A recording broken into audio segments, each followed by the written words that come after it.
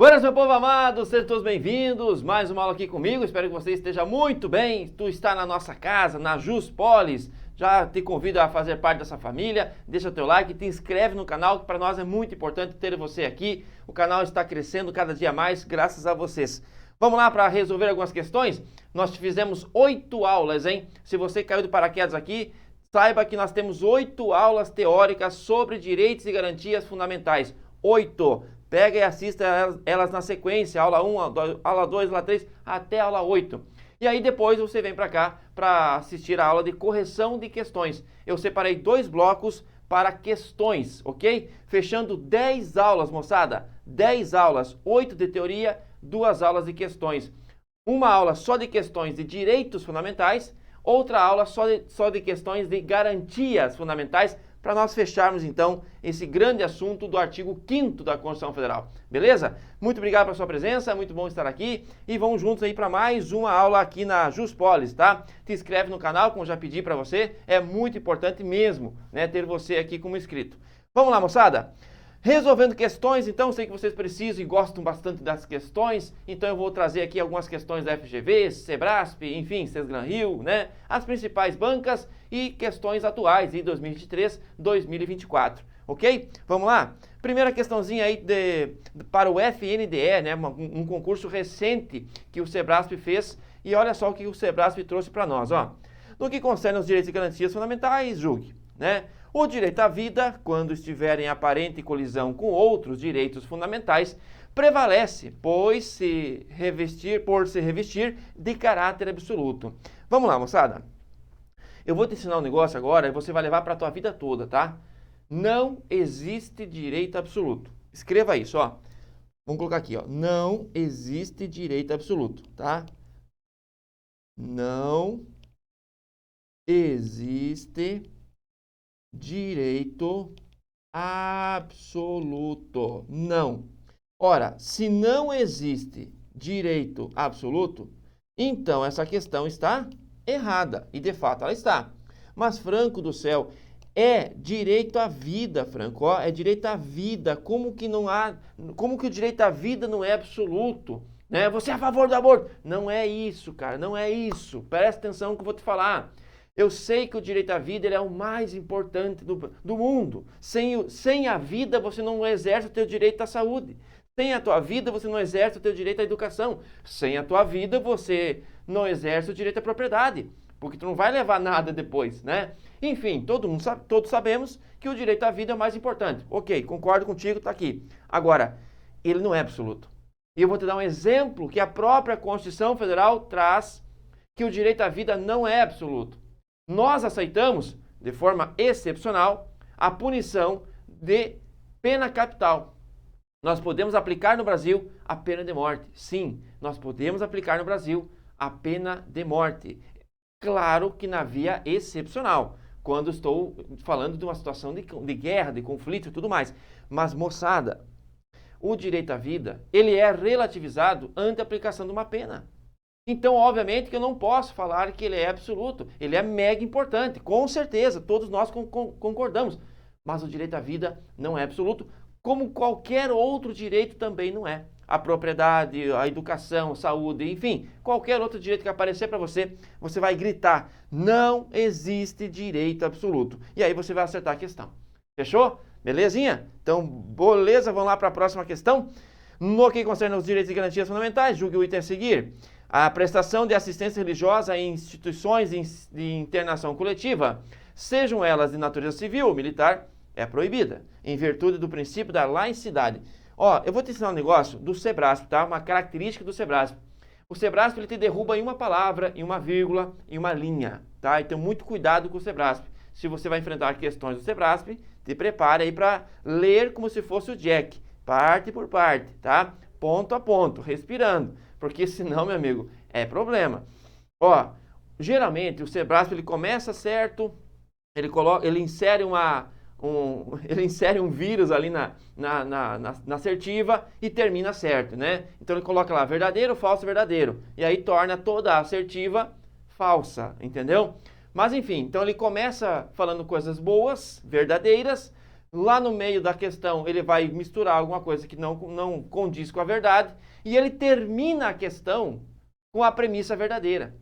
E muitas vezes, quando você lê corrido assim, né, com pressa, na ânsia de fazer a questão, você vai gravar só a parte final. E a parte final geralmente está correta. A parte final é uma premissa verdadeira. Ah, o Brasil, sim, o Brasil aplica o princípio da laicidade. Sim, não, o Brasil é um país laico. Agora, será que é proibido ou é permitido a assistência religiosa nas instituições de internação coletiva? É muito permitido. É inclusive uma obrigação do Estado. Então, o que torna toda a assertiva incorreta é isso aqui, ó, entre vírgula. Veja que não é proibida, é ao contrário, é permitida e é obrigatória. O Estado, pessoal, eu já fiz, procurem, por favor, as aulas de direito constitucional aqui.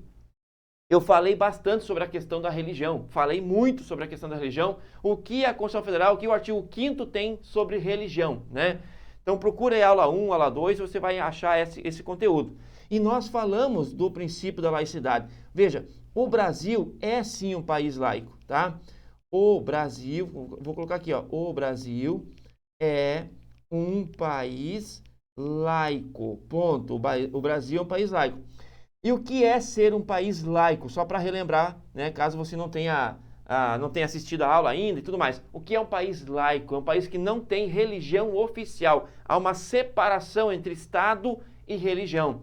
Tá? O Brasil, então, ele tem essa separação desde há muito. Já fomos mas agora há uma separação do Estado e religião. Isso é a laicidade. O Brasil é um país laico, ou seja, não tem religião, e uma palavra muito importante, não tem religião oficial, tá?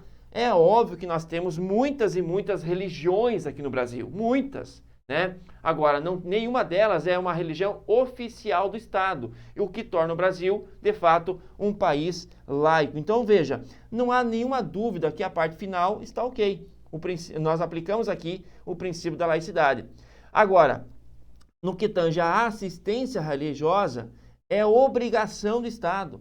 Nas instituições de internação coletiva, quer civil, quer militar, o Estado precisa precisa franquear o acesso à religião. E veja, seja ela qual for, tá? As vertentes do cristianismo, as vertentes aí do budismo, espiritismo, enfim, as de matriz africana, não interessa a religião, o Estado precisa franquear o acesso. Agora, claro, sempre visando a proteção da segurança, sempre priorizando a segurança, tá? Aí o Estado vai, então, conceder esse acesso.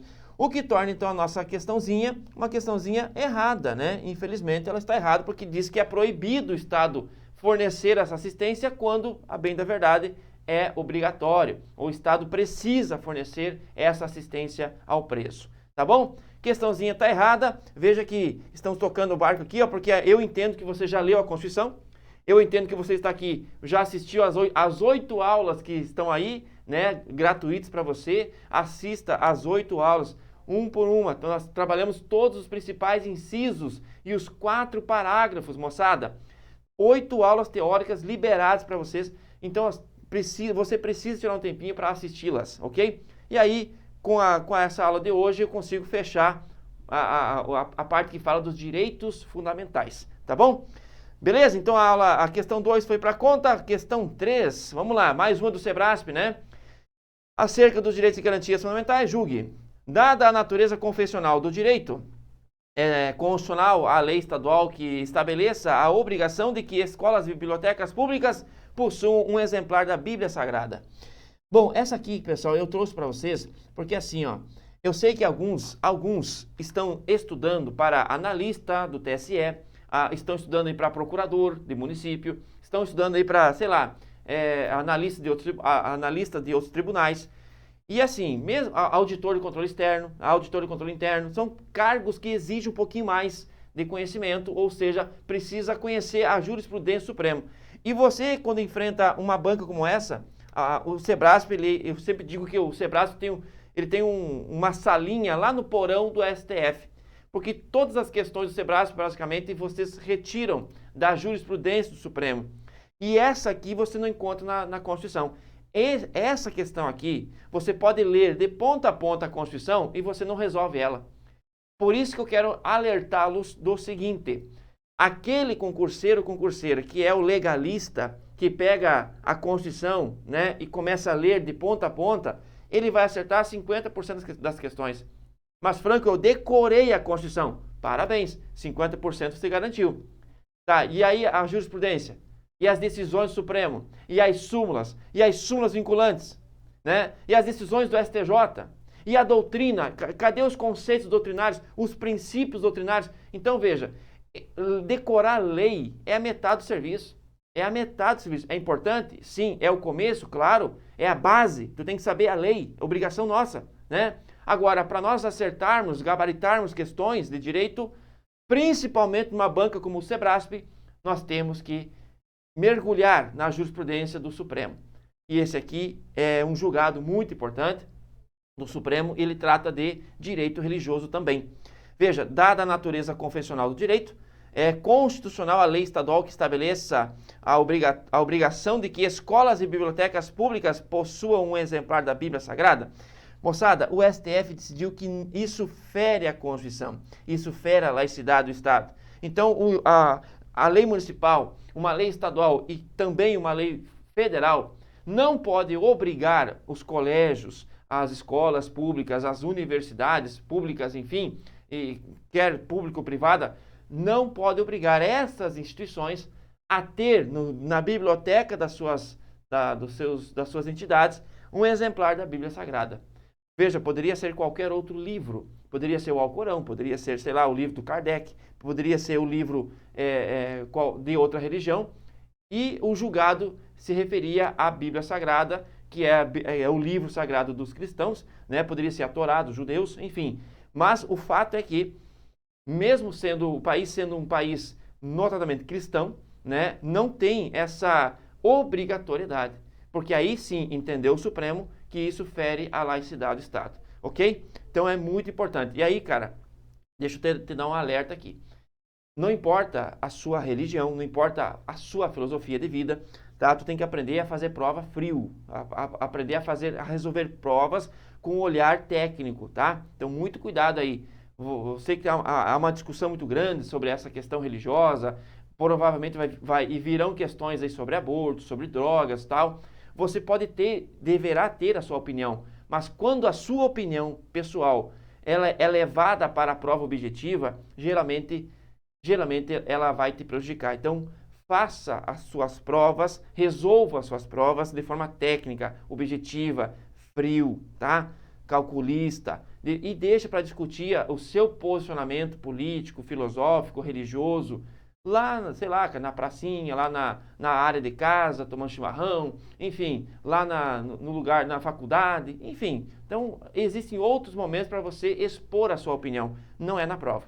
Não faça isso na prova, porque você vai se dar mal, tá? Então, lembre-se, não é obrigação, aliás, é proibido, é inconstitucional, por isso que está errado aqui, ó. É inconstitucional uma lei estadual, federal, municipal, que obrigue as escolas a colocarem um exemplar da Bíblia Sagrada. Repito, o julgado é da Bíblia Sagrada, mas aí você pode estender isso para qualquer outra religião, tá? Para não ficar nessa situação, por que só a Bíblia Sagrada? Porque a Bíblia Sagrada era o objeto do processo.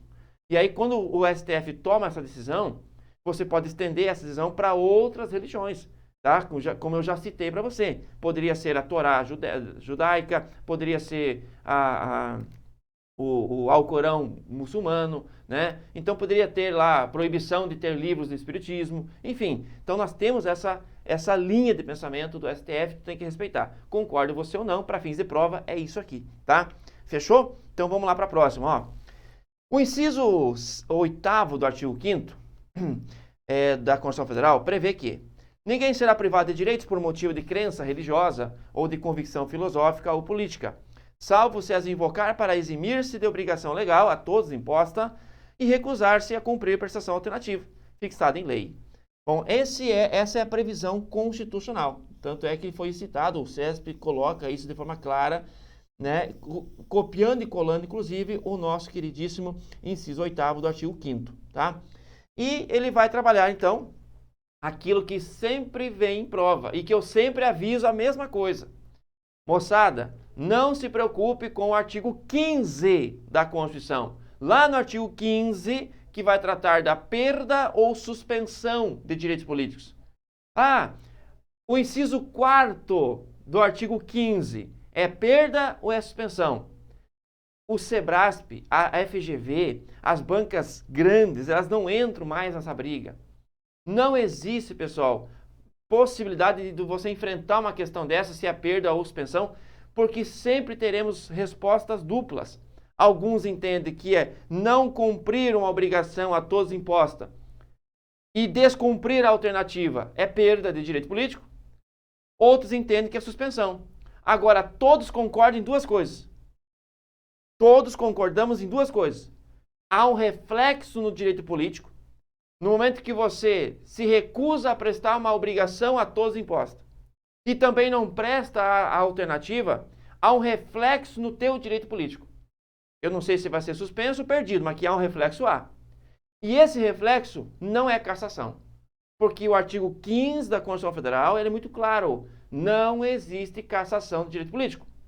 É vedada a cassação de direito político. Poderá ocorrer a perda ou a suspensão de direito político, mas nunca a cassação. Se você sabe dessa informação, cara, você matava a questão, ó. A recusa de cumprir obrigação a todos imposta ou prestação alternativa, nos termos do citado dispositivo, enseja cassação dos direitos políticos. E aí, meu amigo, você vai colocar um outro mantra aí para você, tá? Não existe cassação de direito político. Não existe cassação de direitos políticos. Não existe, não existe. Cara, isso aqui tem que colocar assim, ó, de uma forma muito destacada para você. Não existe cassação de direito político, tá? Obviamente que poderá existir a perda ou a suspensão, mas isso é assunto lá para o artigo 15 da Constituição. Aqui no artigo 5º é só porque isso reflete o inciso 8º, né? Então, amigo, se você sabe disso, vai colocar a questãozinha errada, 100%?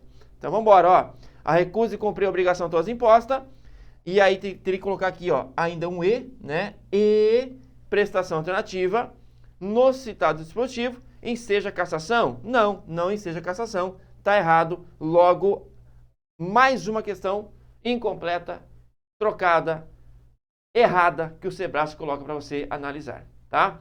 Uma palavra, gente, uma palavrinha, duas no máximo, coloca tudo que você leu incorreto.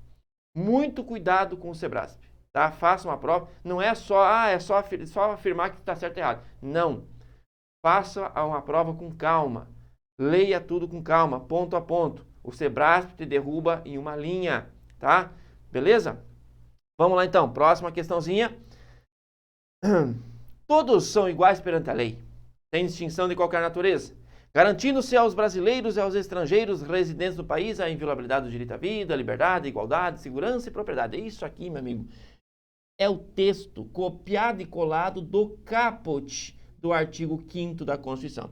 Se você já leu o artigo 5º, é isso aqui, ó, tá? Simplesmente a FGV copiou e colou. Entre os direitos e deveres coletivos, individuais e coletivos, constantes na Constituição, encontra-se pertinente, ou seja, está de acordo com a Constituição, tá? Encontra-se pertinente é estar de acordo com a Constituição. Marque a correta, em outras palavras, né? Marque a correta. Letra A. É livre a manifestação do pensamento, sendo consentido o anonimato? Bem, tá errado. É livre a manifestação do pensamento, sendo vedado o anonimato. Vedado. Você pode falar o que você quiser, desde que coloque a sua carinha linda na mídia, né? Para que, caso você cause algum dano, fale alguma fake news, possa ser responsabilizado por isso, tá bom? Então é livre a manifestação do pensamento, sendo vedado o anonimato e não consentido, tá? Vou até colocar para vocês aqui, ó. É vedado o anonimato. Muito bem. Ninguém é obrigado a fazer ou deixar de fazer alguma coisa, senão em virtude de lei. Opa, princípio da legalidade saltou na tela. Sim, ninguém é obrigado a fazer ou deixar de fazer alguma coisa, senão em virtude de lei. Princípio da legalidade aplicada ao setor privado, né? A legalidade, aquela ampla, né? Você pode fazer, só vai fazer aquilo se porventura estiver previsto em lei. Faz tudo que a lei não veda. Faz tudo que a lei não veda. Princípio da legalidade privado, particular, tá? Letra B é a correta. A casa é asilo inviolável? Sim, a casa é asilo inviolável, ninguém nela podendo penetrar, em hipótese alguma. Tá. Não, mas aí não dá. Nós temos algumas exceções, né? Vocês vão lembrar disso. Quais são as exceções? Flagrante delito, para prestar socorro, né, para cumprir ordem judicial durante o dia. Ó, já te dei 3, né? 3 exceções aí que a própria Constituição libera, né? Então você pode sim adentrar na casa do para prestar socorro, para cessar um flagrante ou para cumprir ordem judicial durante o dia, tá? É violável o sigilo de correspondência, comunicação telegráfica, dados? Não, não é violável, é inviolável, né? Ó, o CESP brincando com as palavras aí, ó. É assegurado a todos o acesso à informação e o sigilo da fonte, moçada. É assegurado a todos o acesso à informação e garantido o sigilo da fonte. Sigilo da fonte. Então tá aí, tá errado. A única que corresponde com a verdade, como diz o enunciado, né? A única que encontra-se pertinente é a nossa letra B. Questãozinha tranquila da FGV, espero que você tenha acompanhado aí numa boa, tá? Vamos lá? Próxima questãozinha. As associações somente poderão ser compulsoriamente dissolvidas ou ter suas atividades suspensas por decisão judicial com transjugado. Isso aqui eu fiz o esqueminha no quadro, vocês que acompanharam as aulas vão tirar de letra, mas eu vou repetir em resumo aqui para ti, ó. Como que funciona a questão envolvendo a situação da extinção, né? Vou colocar aqui, ó, extinção. Extinção. Como que funciona isso aqui? A extinção de uma associação, ó, vou fazer aqui, ó, diferente. Associação, quando é extinção, lembra disso? E quando é suspensão. Bom, eu posso suspender as atividades de uma associação ou eu posso extinguir compulsoriamente uma associação, não é? Tá aqui, ó. Há uma diferença e algo que as une. O que é as une? É a questão da decisão judicial. Isso aqui vale para as duas, tá? Então, você vai colocar sempre no meio, unindo as duas. Decisão judicial. Fechou? Então, isso aqui é algo que vai ser aplicado em ambas situações. Nenhuma associação poderá ser extinta ou suspensa na via administrativa, somente na via judicial, tá? Então, anota aí, só por decisão de juiz. Mas qual que é a diferença, Franco? A diferença é que essa decisão aqui, ó, é uma decisão com transjugado. E aqui é uma decisão que eu posso cumprir com liminar. Então, aqui eu tenho que esperar o quê? O trânsito em julgado. Ou aquilo que eu coloco para você sempre, né? A BR aqui, ó, e o J, que é o transjugado. Ou seja, eu só posso falar em extinção de uma associação depois que o processo acabou e o juiz de fato sentenciou e aí não tem mais recurso. Não havendo mais recurso, transita em julgado o processo e aí nós temos o final daquela saga lá. Mas tem que esperar o final do processo. Agora, eu posso de imediato, mediante tutela provisória, cumprir uma decisão judicial que suspende aquela associação. Então, cabe, eu vou até colocar aqui um jargão, né? Cabe liminar, ok? Cabe liminar, claro que tecnicamente, peço excusa aí para os nossos colegas profissionais do direito, mas para que todo mundo entenda, eu posso exigir, eu posso cumprir, né? Efetivar essa medida judicial já no primeiro momento do processo, sem que ele tenha acabado. Mas eu estou falando de uma suspensão, de uma mera suspensão das atividades de uma associação. Quando é para extingui-la, eu tenho que esperar o processo acabar. Essa é a única diferença que nós temos, já que nós precisamos de uma decisão judicial para extinguir e para suspender uma associação.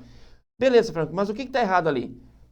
As associações somente poderão ser compulsoriamente dissolvidas ou ter as suas atividades suspensas por decisão judicial contra julgado. Veja que o trânsito em julgado é uma necessidade para a extinção, mas não para a suspensão. Se porventura, para e pensa, se porventura a tua questão parasse aqui, se a tua questão parasse aqui, você marcaria ela correta? E aí, associações somente poderão ser compulsoriamente dissolvidas ou ter suas atividades suspensas por decisão judicial. E aí? O CESP poderia colocar desse jeito e poderia colocar como correta.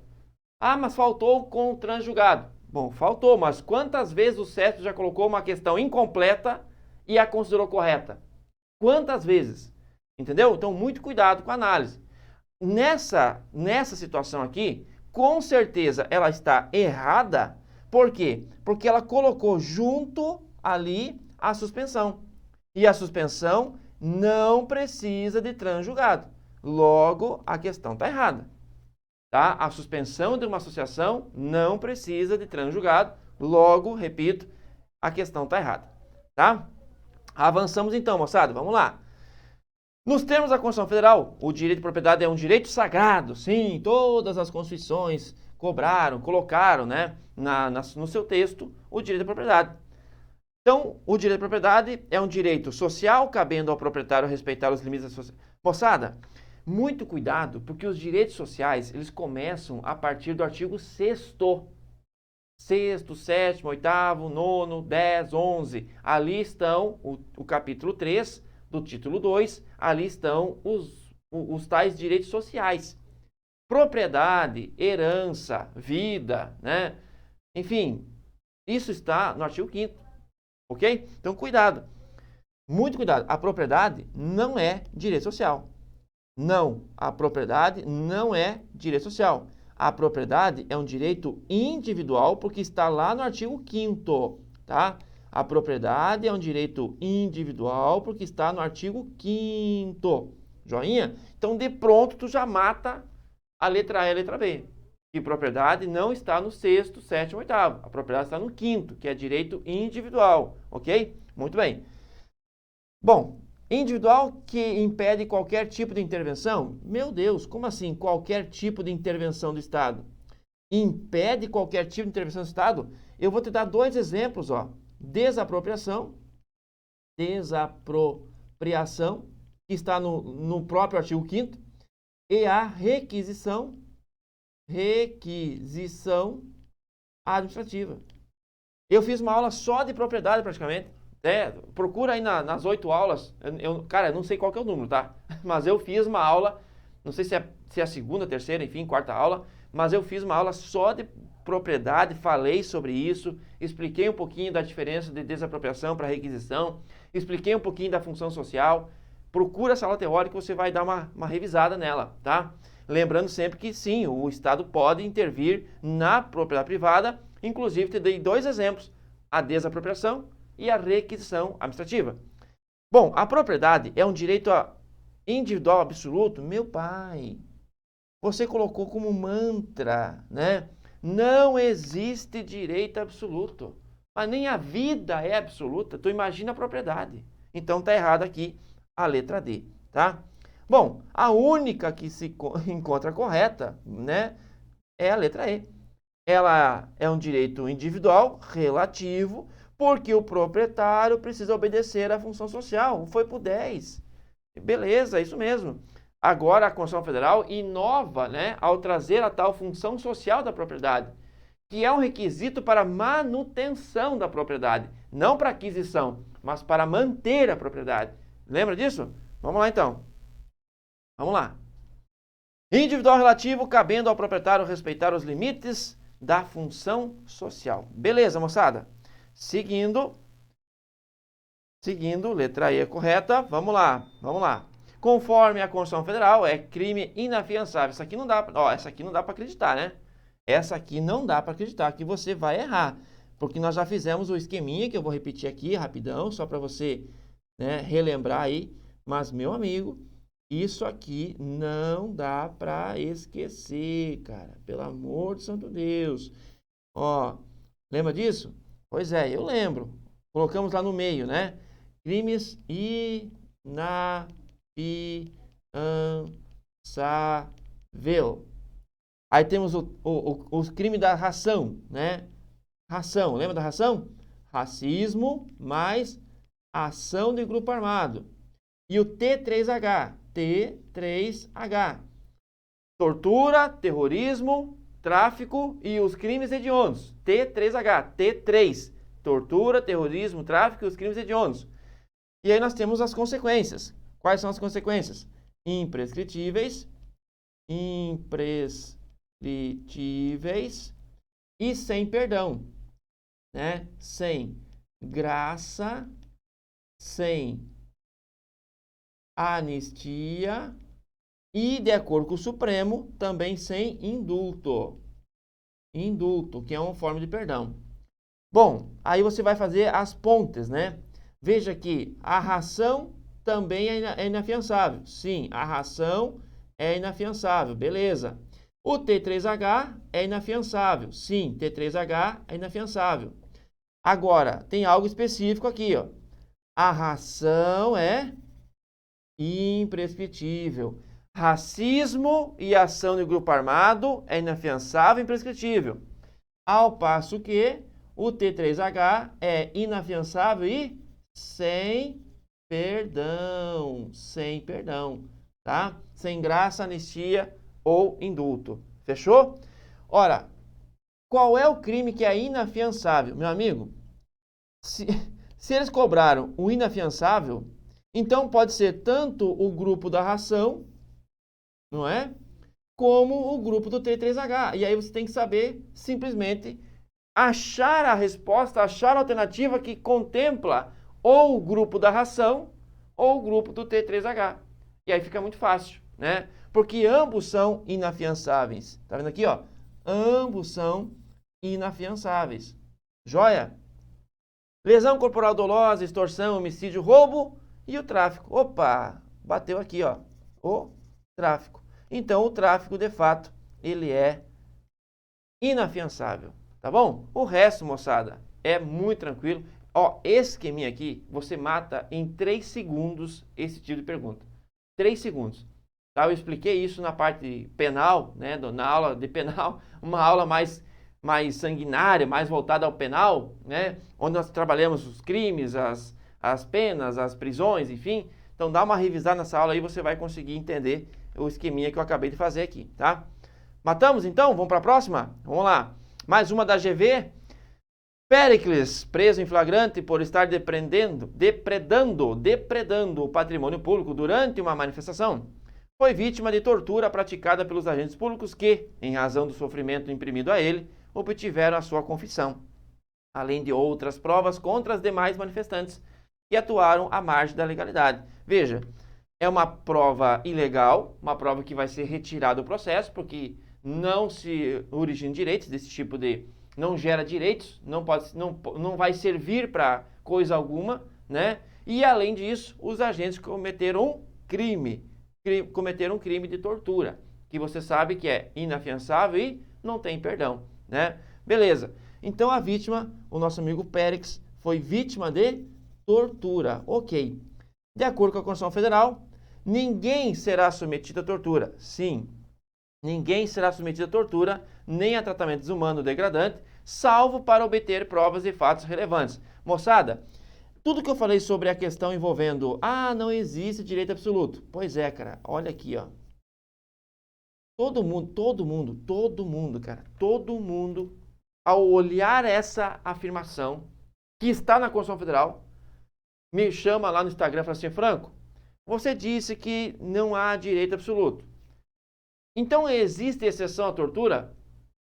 Porque se o professor fala, olha que interessante, se o professor chega aqui e fala, não existe direito absoluto, e lá na Constituição você lê, ninguém será submetido a tortura nem a tratamento degradante, e aplica a regra que não há direito absoluto, então quer dizer que é possível aplicar uma tortura. É possível aplicar uma torturinha aqui, acolá? Não! Não! Pelo amor de santo Deus, toda vez que falar em tortura, e aparecer isso aqui, aluno, você vai marcar errado. Errado.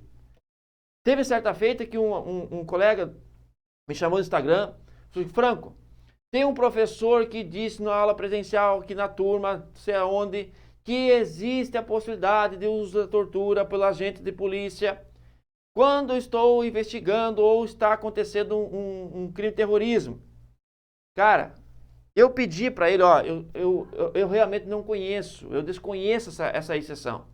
Mas, por favor, manda para mim esse artigo, manda para mim essa lei, que traz uma exceção legal para fins de aplicação da tortura, para obter provas.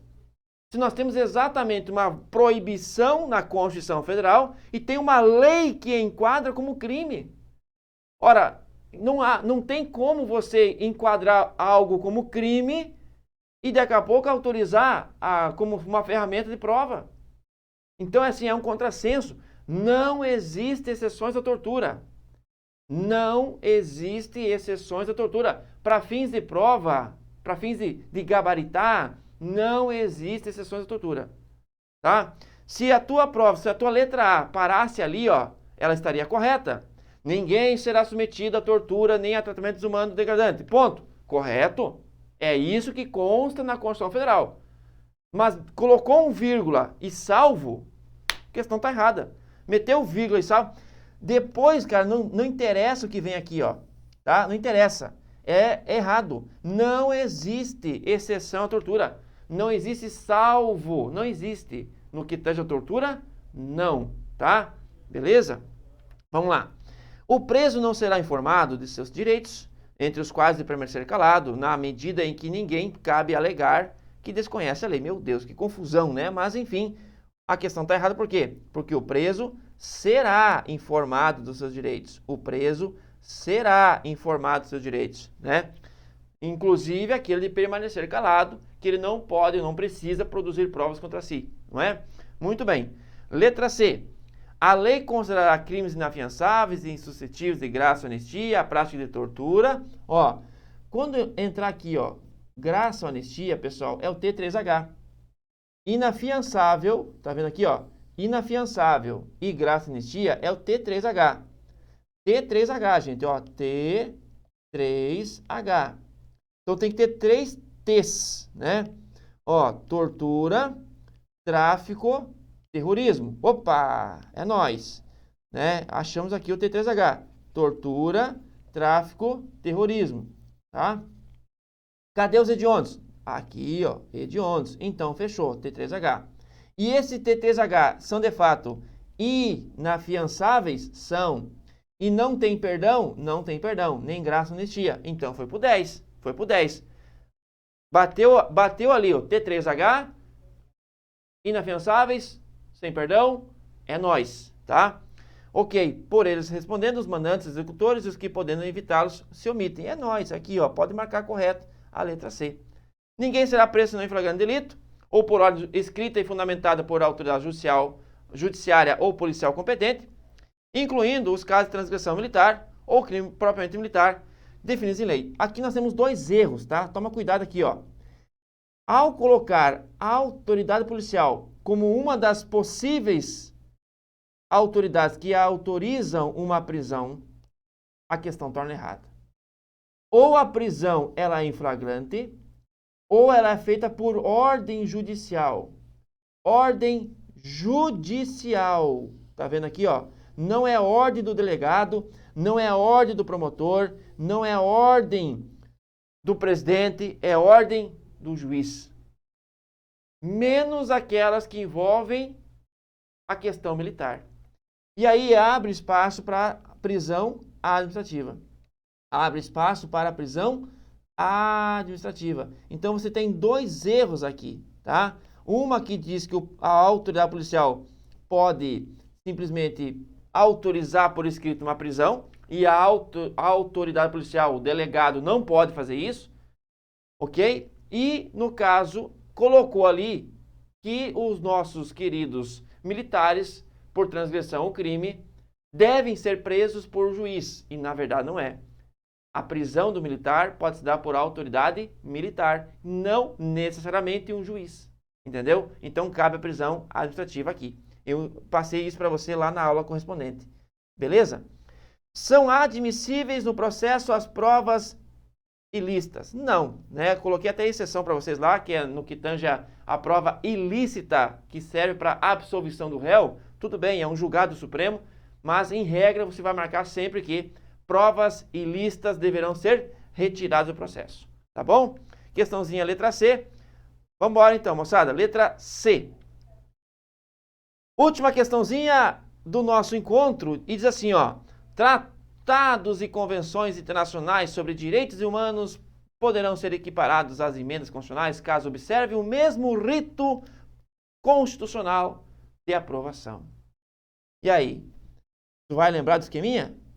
Os tratados de direitos humanos que passarem pelo mesmo rito, pelo mesmo crivo que as emendas passam, ou seja, duas votações nas duas casas do Congresso Nacional, duas votações na Câmara, duas votações no Senado, por um quórum de aprovação de 3/5, serão o quê? Isso, serão equiparadas, serão iguais às emendas constitucionais. Esses tratados precisam ser de direitos humanos, passar pelo mesmo crivo da PEC, não é? E, claro, vão ser equiparados, não, nem acima nem abaixo, e sim serão iguais. Ó, presta atenção, serão iguais às emendas. É o que foi dito ali? Tratados de direitos humanos podem ser equiparados às emendas constitucionais se respeitar o mesmo rito de aprovação. Olha que maravilha, ó, questãozinha correta. É só você observar aquilo que nós já trabalhamos na última aula, né, na aula 8, que é o artigo 5º, parágrafo 3º da Constituição Federal. Nós trabalhamos bastante aí os 4 parágrafos. Aliás, eu deixei uma aula só para isso. Caso você não tenha assistido ainda, artigo 3º, artigo 5º, parágrafo 1º, 2º, 3º e 4º, foi a última aula de teoria que nós trabalhamos, tá? Dá uma buscada aí nas aulas, em especial, muita atenção nessa aula de tratados, de parágrafos. Lembre-se que nós temos o parágrafo 2º, que também reconhece a importância dos tratados internacionais de direitos humanos, e nós temos o parágrafo 3º, que também trata da constitucionalidade formal desses tratados de direitos humanos. Então, essa diferença entre ser reconhecido pelo parágrafo 2º e reconhecido pelo parágrafo 3º, eu mostrei na aula, inclusive com a alteração da pirâmide Kelsen, feita por Gilmar Mendes. Né? Tu vai colocar lá o esqueminha, tu vai lembrar, pode ter certeza disso. Entendeu, moçada? Então, ó, tranquilão, tratados e convenções internacionais sobre direitos humanos poderão ser equiparados às emendas constitucionais, caso observem o mesmo rito processual, o mesmo rito do processo legislativo que aprova as emendas, ou seja, duas votações nas duas casas, 3/5 de voto. Belezinha? Moçada, matamos então, mais uma vez agradeço a sua presença, o seu apoio, obrigado pelo seu like, né? Obrigado por ter me ouvido gritar aí para você, te inscreve no canal, Nós estamos aqui entregando conteúdo constitucional, português, espanhol, redação oficial, direito administrativo, constitucional, eleitoral, leis, né? Tenho aulas de muitas leis aqui, dá uma buscada aqui no canal. E, cara, faça igual Netflix. Clica na playlist e deixa rodar. Tem um monte de aula aí que você vai verificar que são sequências, né? Eu só quero que você aproveite e faça bom uso delas, beleza? Para isso, só te peço o apoio, te inscreve no canal, para nós é muito importante, tá? Muito importante mesmo. e espero realmente poder ajudar cada dia mais na sua aprovação. Belezinha? Moçada, muito obrigado e até a próxima.